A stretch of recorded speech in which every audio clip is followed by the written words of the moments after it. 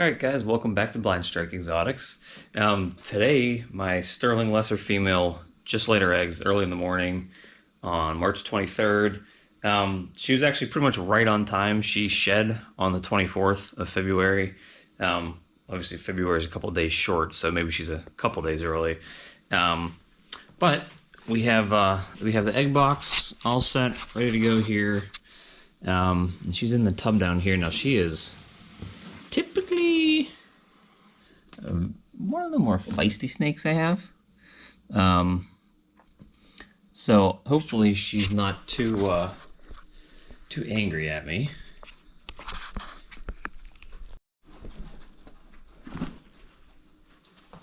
Okay. Oh. Well, she's biting everything. I'm trying to get the eggs out of here safely. 5 big eggs. There. That was actually easy. She kind of came off on her own. She looks like she's empty. And the eggs are all stuck together, so I'm not even going to mess with these ones like I would with the other ones. They look like they're 5 really big, good eggs. I'm gonna try to candle them still, just to see if I can. I don't know if I'm gonna be able to from the top.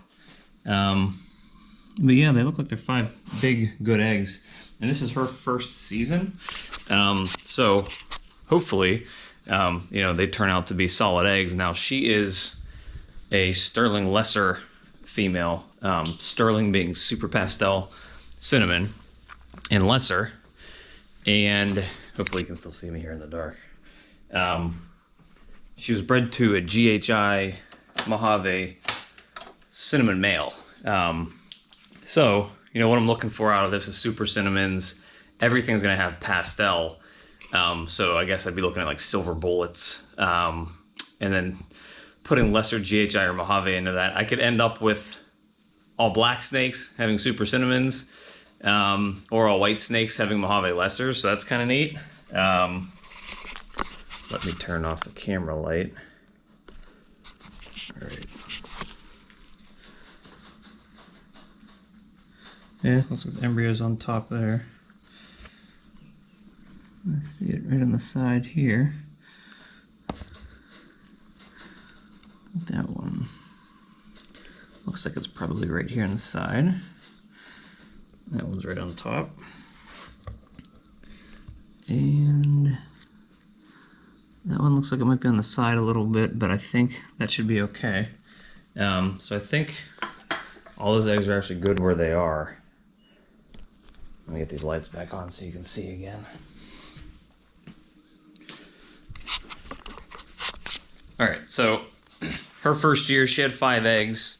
So both females that were first timers this for me, which was the NG Ivory and my Sterling Lesser, they both laid 5 eggs. Neither one of them is huge. I think the Ivory was maybe, I think she was like 1,500 grams. She was 1,700 by the time she laid. But I'm really happy with, the 5 big good eggs.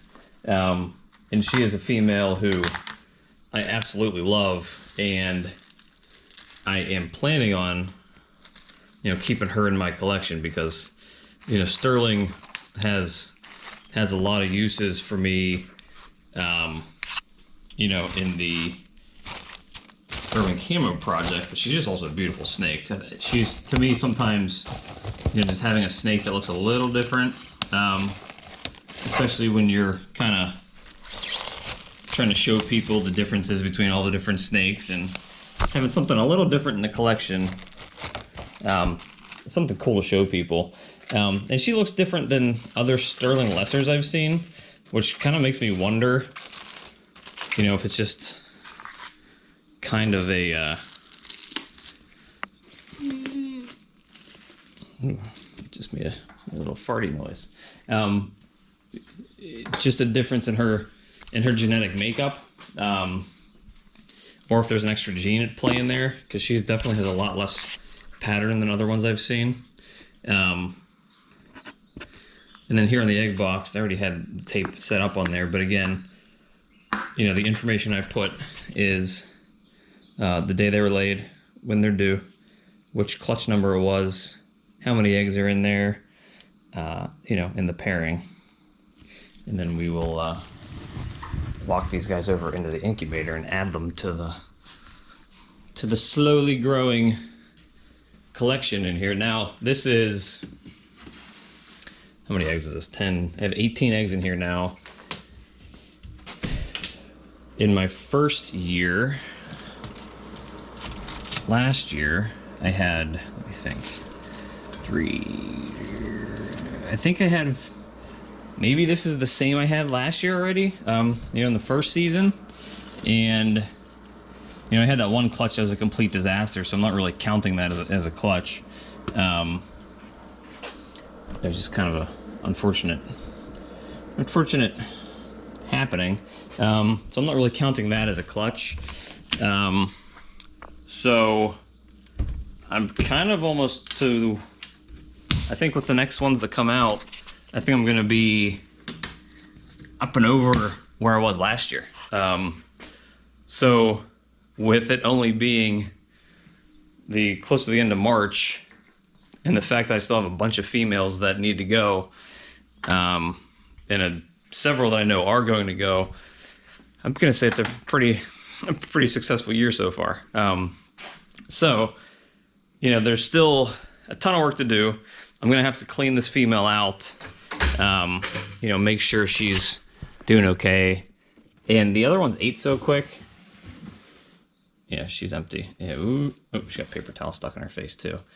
That's the downside of using paper towel, because she definitely did strike at it, and she definitely did get a little bit stuck in her mouth. And she is definitely the bitier of the 3 I've had so far, because she's coming after me. But she definitely looks empty. But she still looks like she's good body shape, so she may have not lost a ton of weight, but I need to get that paper towel out of her mouth. Get her cleaned up, get her tub cleaned up, and try to get her some food. See if she eats right away. The other 2 ate within 24 hours, and she's been one of my more aggressive eaters. So it's possible I get her back on food right away. So let's get that paper towel out of her mouth, get her cleaned up, and hopefully get her to stop from trying to defend those eggs and bite my face off. So that's it for today. I gotta get her cleaned up. Eggs are away. And the next couple batches should be due, let me see, I think the 3rd, around the 3rd of March or April, which is, I believe, Easter. I actually had a couple snakes that shed around that day, so it's possible that I could be getting some Easter eggs, which would be kind of neat. These wake up and I get my own Easter egg hunt in the morning, seeing who laid eggs for me. So that'll be the next time we have eggs. 2 weeks, week and a half, and from then on, we're really just going to be on egg watch, because then our first eggs will be hatching around the start of May. So this is really going to start getting into like the kind of the hectic time of the year here in the next month. Probably by mid-April, I'm going to be like between feeding everybody, because now all these females are going to start going back on food that are laying. You know, most of them have been off food for a couple months. Now they're going to start eating again, plus all the ones that all the holdbacks. And then start May, you know, mid-May, after the babies have their first meal, they're also going to start eating too. So it's going to start getting crazy. You know, I can show you guys how crazy it gets when you start getting into this and you start getting, you know, a bigger collection, plus all the hatchlings that come from it. So stay tuned for that ride. It's going to be exciting. And we'll see you next time. Thanks for stopping by, and please remember to like and subscribe. See ya.